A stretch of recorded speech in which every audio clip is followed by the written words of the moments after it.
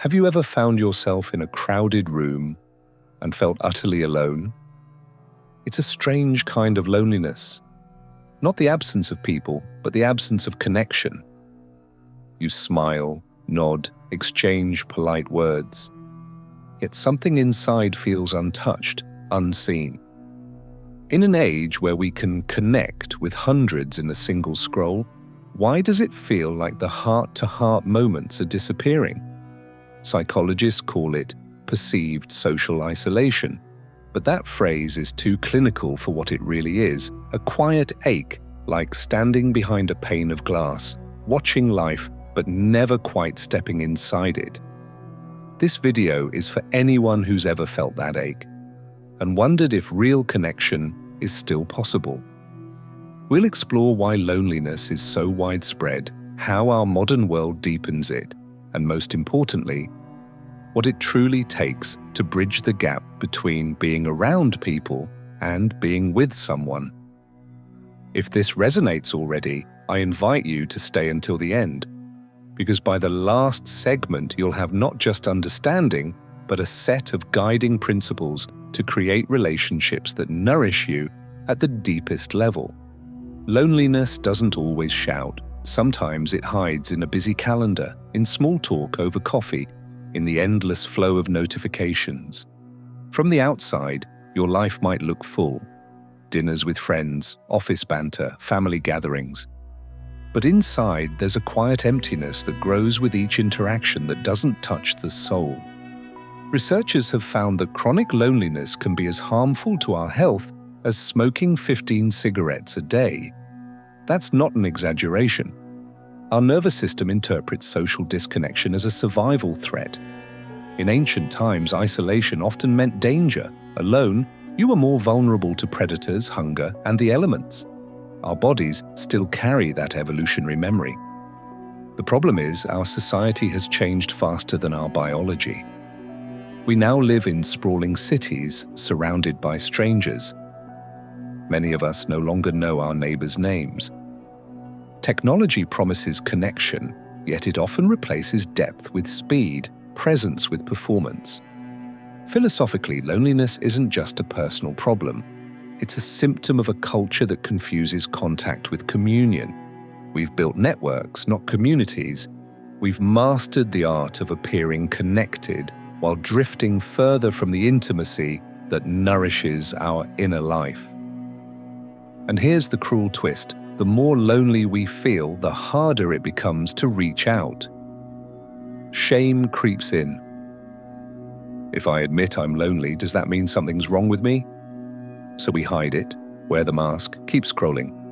But underneath, the longing grows. This is the silent epidemic.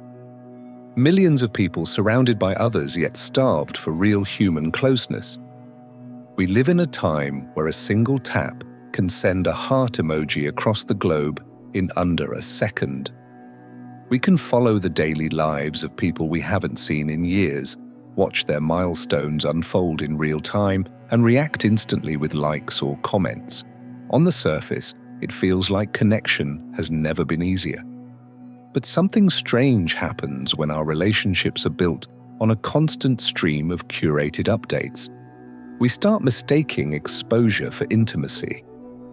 We know what someone ate for breakfast, but not what keeps them awake at night. We've seen their vacation photos, but not the fears they wrestled with while they were there. Psychologically, this illusion of closeness tricks the brain.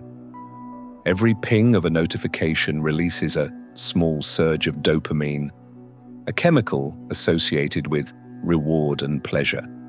But like fast food, it's a quick hit without real nourishment.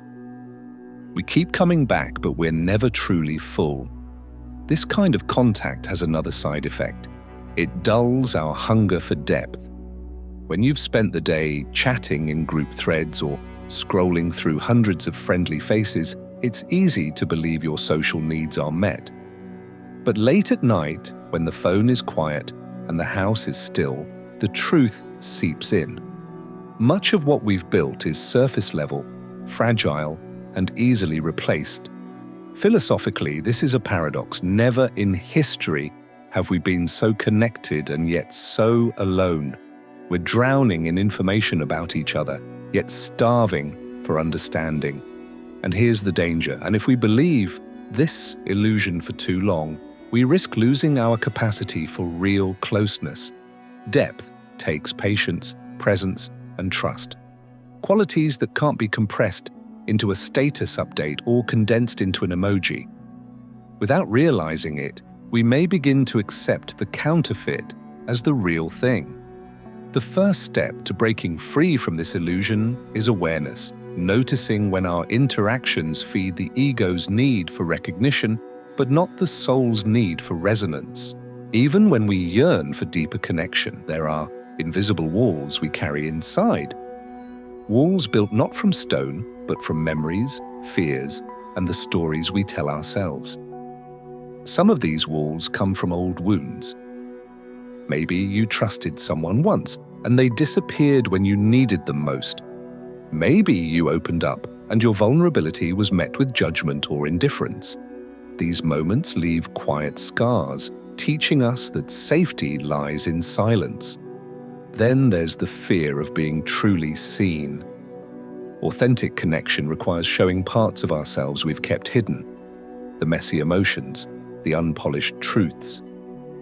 But what if someone sees those parts and decides we're not worth loving? The mind whispers, better to keep the mask on. Society adds its own bricks to these walls. We're taught to value self-sufficiency, to handle our problems alone, to avoid burdening others. Asking for emotional closeness can feel like weakness in a culture that worships independence. Psychologically, these barriers often operate unconsciously.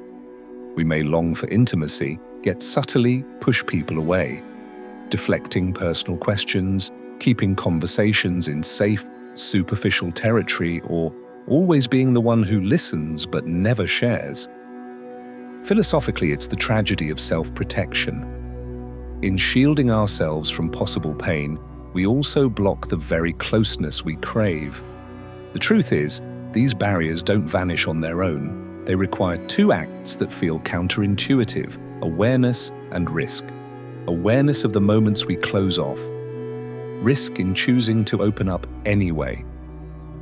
Connection begins not when someone else climbs our walls, but when we begin dismantling them brick by brick.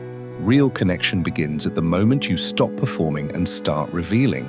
It's the instant when you drop the polite mask, speak a truth that scares you a little, or let your emotions show without rushing to hide them. This is not the kind of courage celebrated in movies, no dramatic speeches or grand gestures. It's quieter, riskier, and far more personal. It's telling a friend, I'm struggling, instead of I'm fine.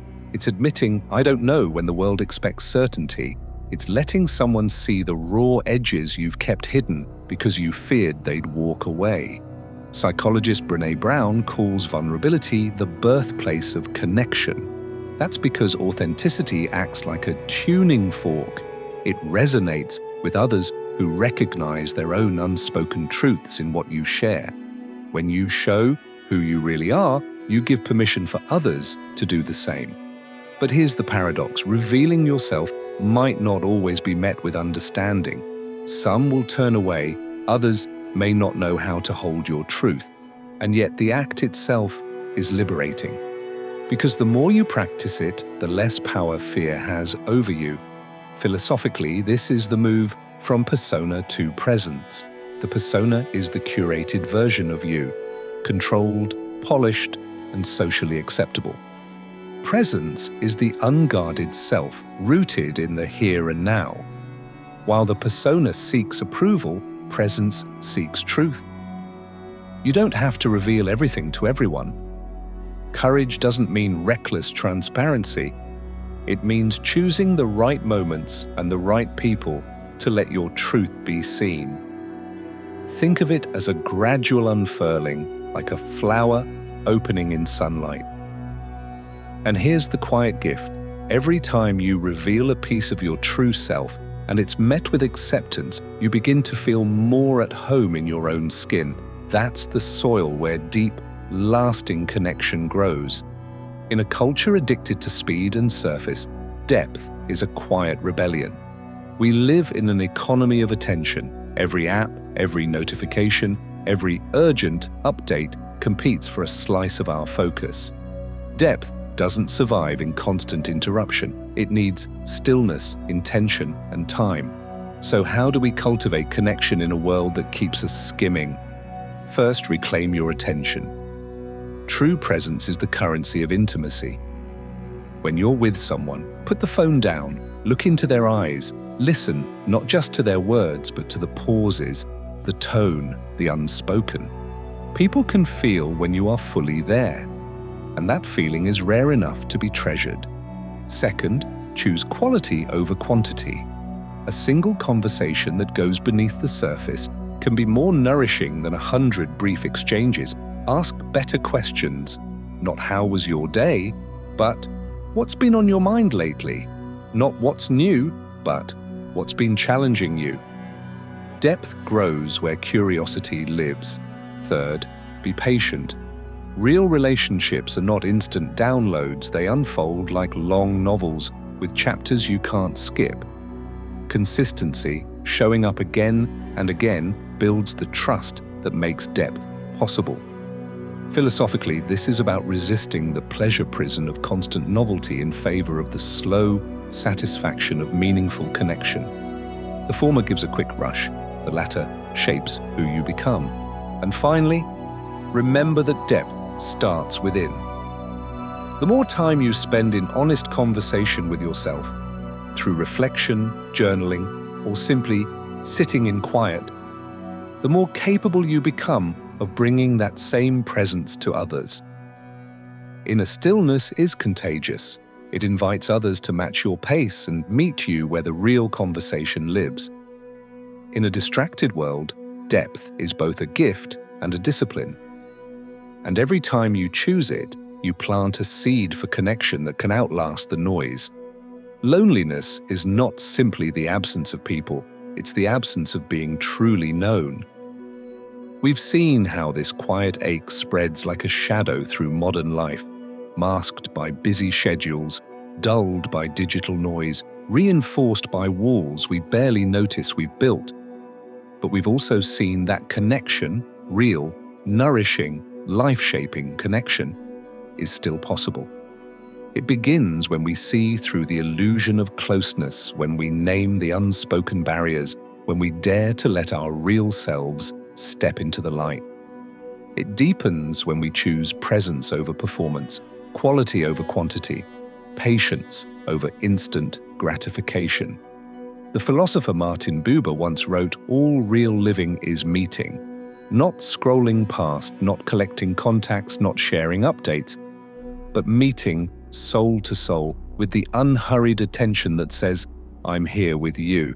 So here's your reflection. In the coming week, who in your life could you meet in this way?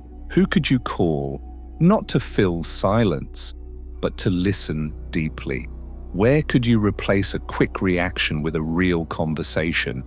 If we each choose even one such moment, we begin to turn the tide from isolation toward intimacy, from noise toward meaning. If this spoke to you, I'd love to hear your thoughts in the comments.